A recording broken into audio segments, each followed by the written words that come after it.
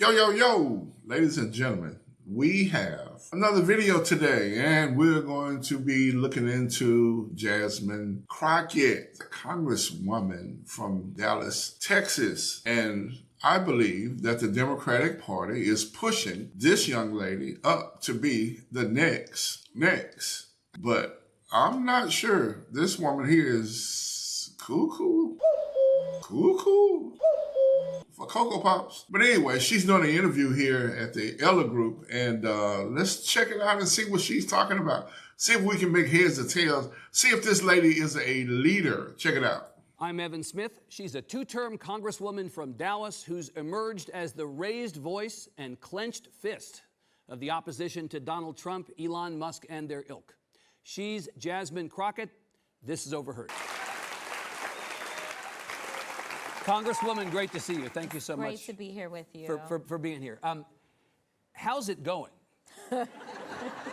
That's kind of an existential question, but like in a literal sense, you're in the middle of everything. We only get to watch from the outside. You're on the inside. How's it going?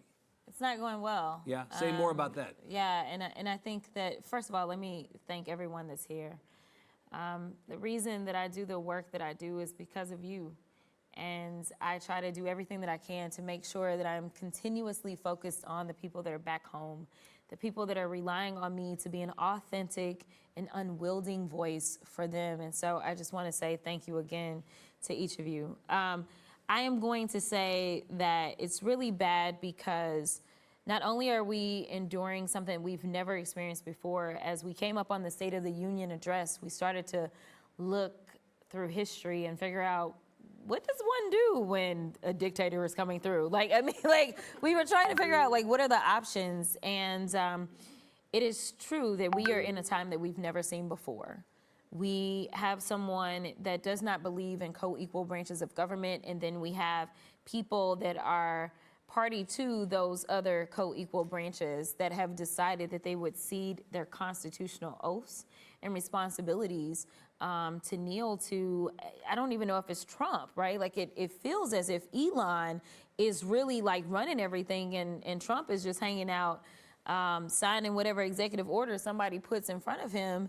And when he's not doing that, he's just posted up in Mar-a-Lago, playing golf, Yes. right? And so Elon hasn't seen all the waste because we've, spent a whopping more than $10 million already on Trump and golfing in Mar-a-Lago. I'm sure there's a few things we could do with that $10 million that would be more productive. And what's most concerning to me, and it's why I'm so happy that I'm specifically here with this platform, is that there is not only an attack on us as Americans, and when I say us, it's not Democrats. I specifically say us as Americans because there were those that really thought that Donald Trump was going to make their lives better. And they went out and voted for him because of that, right?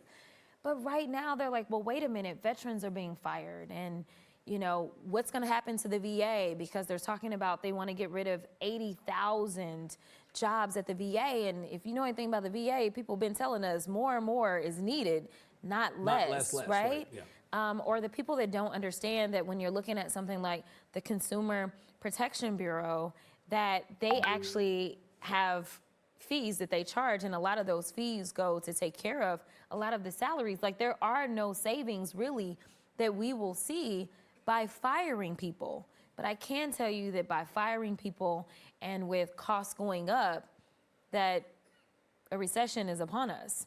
And that's not good for anyone. You think that the economy is, there have been signs that people are becoming concerned about the state of the economy. Yeah. We'll come back to the people who voted for this and what they think about this in a second, but you're worried about the economy. Oh, I absolutely am. Yeah. And it didn't have to be this way. Were they worried about the economy when Biden and Harris were in office? The economy is in a mess, and it wasn't Donald Trump that did it. It's them, the Democrats. These people talk out of both sides of their mouth. Has she said anything so far that makes any sense? Get your drunk ass out of here. And all they try to do is blame everything on Donald Trump. But guess what? It's going to backfire because Donald Trump is in the White House. He is the president. He knows what's going on. He has 4 years experience. He knows exactly what's going on. He knows what to do. And he knows who the idiots and the crooks are. How stupid can you get? And these people are corrupt and stupid. Has she said anything so far that makes any sense to anybody? Man, please. And I understood that we went through hyperinflation as it relates to COVID-19. What? Huh? She skipped the 4 years that Biden was in office. You see how slick? See, they try to be slick. But inflation erupted when Joe Biden took office, not when President Trump was in office the first 4 years. We were doing pretty good. And then COVID hit, which caused a lot of problems that he couldn't control. But all of that stuff was a big lie that we're finding out, right? So these people are crazy. Get your drunk ass out of here. But anyway. Literally, it's like, wait a minute, one day we're paying this and then phew, it ballooned. But then that inflation started to slow, right? And then, you know, we had an administration that was looking into the greed. We even had an admission from Kroger that they were price gouging, right? They were taking advantage. And so, you know, instead of having an administration that's looking into price gouging, we have an administration that, you know, when we were getting rid of junk fees or when we were getting rid of things such as the overdraft fees, right? Like, you know, you'd end up paying $35 per overdraft fee. They were like, that is extortion, right? So that they were capped at $5. Now, please explain to me why it makes sense that Republicans are like, no. We want the banks to go back to extorting people, right? Yeah, let me come back to the point you made. So we had an election. We believe the election was conducted fairly, unlike some have alleged previous elections. Unless and until, I'm hearing the audience, unless and until I have evidence otherwise. Yes. Yes, right, okay. Right. I am still data-driven. I'm a data-driven person. This will be a different conversation if we're going to go down that path. Okay, so we assume that the election was conducted fairly, and the president won not just the Electoral College, but he won by a significant margin the popular vote. Didn't get to 50%, but he won the popular vote by several million. The point is, people voted for him. Yes. The question is whether people voted for this. Yes. So then what do we think about how the people who voted for him are viewing the moment we're in? I think that there's a lot of regret. Watch this. Here comes some bullshit. I guarantee you. Watch this. I think that the sycophants, there's nothing that you can say about them. Like there is a real cult that is taking place, and they follow their leader and they believe whatever he says, and they're just going to get in line. And then there are those that are like, well, wait a minute. Like, why is it that I don't have health care? But the billionaires are still having like multi-million-dollar weddings? Like, why is it that I'm not going to be able to go to college, or my kid isn't going to be able to go to college, or I'm not going to be able to eat because they're getting, like, wait a minute, what is the point of this? Like, what is happening? But of course, these are effects, Congresswoman, these are things that may be felt, may happen as a consequence of, I mean, he's only been in the White House for a couple months, as we sit here. I mean, really, in the end, the oldest saw in the world is true. Elections have consequences. Yes. Good consequences and bad. And the country voted for Donald Trump. We'll see what the products of that decision we are already seeing. Yeah. And they are not good. Yeah. There is no one that is yelling and screaming that, oh, yes, we're so happy you fired all these people at the VA. What do you think is, so what do you think, stay with that and the role that Elon Musk is playing. What do you think is the goal here? I mean, it may seem obvious to you, it may seem obvious to some people watching this, but in the end, what are they working toward with everything that we've seen so far? Making us Russia Junior. I mean, I don't really know what to say. I mean, like, because, you know, one of the things that we benefit from as Americans is really our ignorance. And I'm going to say that with all love, right? Because we've had so much privilege, right? Like, to the north and the south of us, we have friends, or at least they used to be friends. I don't know how friendly they want to be with us nowadays, right? But like, we've shared like a very friendly relationship. And then the east and the west, we've had water. And so we've not had to worry about having kind of hostile neighbors that are right there at the border and that kind of stuff. That is a privilege of living in this country. That cannot necessarily be said when you are living in certain parts of the Middle East or when you're living in Europe. Like, you may have friends over here and then enemies right here. It's a lot different, okay? And so we've enjoyed that privilege. And right now, to have someone that is literally picking fights with our friends for no reason, Like, why are we in a trade war? Like, what exactly happened? Like, who is this helping? Like, it's just crazy. Like, why? I can tell you, though, that housing costs, if we continue to play this game with Canada, our housing costs are going to go up. Like, that is something that people absolutely said housing costs were already too high. But how do we bring manufacturing back to the United States of America where it belongs? That's the point. Canada and some of these other places have as much as 200% tariffs on us. As a matter of fact, check out this chart. Look at the tariffs. Look at the percentage that they have on us, and look where America is. Our president, President Trump, is not going for this mess. It's going to be equal. There will be reciprocals, and America will be on top again. So I don't know what the hell this woman is talking about, but she is worse than Kamala Harris, in my opinion. That's my opinion! So if this is where they're going with leadership in the Democratic Party, man, y'all suck. What are you, stupid? we get a lot of our steel and lumber from. Right. And so the tariff. Do what? We don't have to get our steel and lumber from Canada.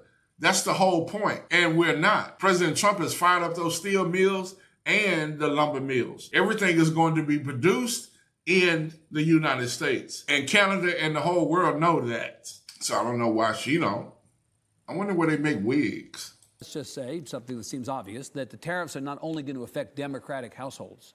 Correct. Or the households of people Correct. who did not support this president. Correct. That will be indiscriminate. It'll affect everybody. Absolutely. Right. And that was one of the things that, you know, I think really got lost. I will say that we've allowed ourselves to be distracted.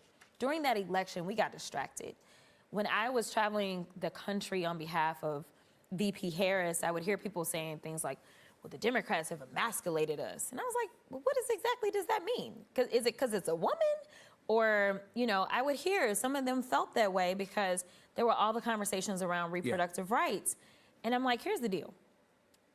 If she got in office and she decided that women should have bodily autonomy, great. I don't know how that makes you any less of a man. Like, I mean, I'm just like, what is happening, right? But they were seeping them kind of with this information. It's a woman and she's looking out for women's rights. Okay, but it doesn't mean that she's not looking out for anybody else. Like, you know, and what we've got right now is a guy that lied. And I'm like, the fact that we believed him, I'm kind of confused because he's like a known liar. And so why we believed him, I don't know. So what did President Trump lie about? I have been asking that question for the last 10 years. Because Democrats say that all the time. All he do is lie. He just lie. He lie. So name one lie. When did President Trump lie about anything?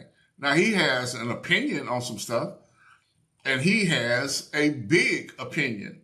I've heard him say that his rallies, he thought, were bigger than the rallies that Martin Luther King had. That's his opinion, and he's allowed to have that. But when we talking about facts, what did President Trump lie about? I've been asking that question for years, and nobody can answer it, but they say it all the time.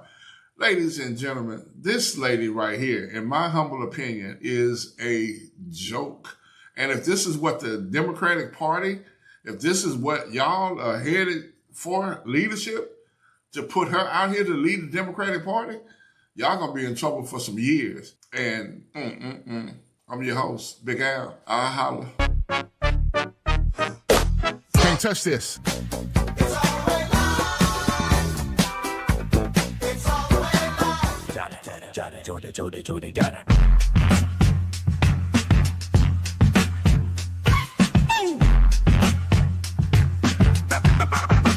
Real deal.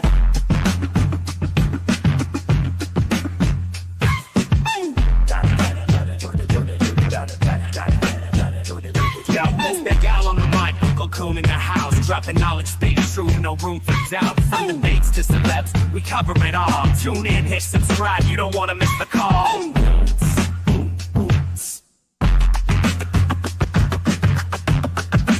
Real deal.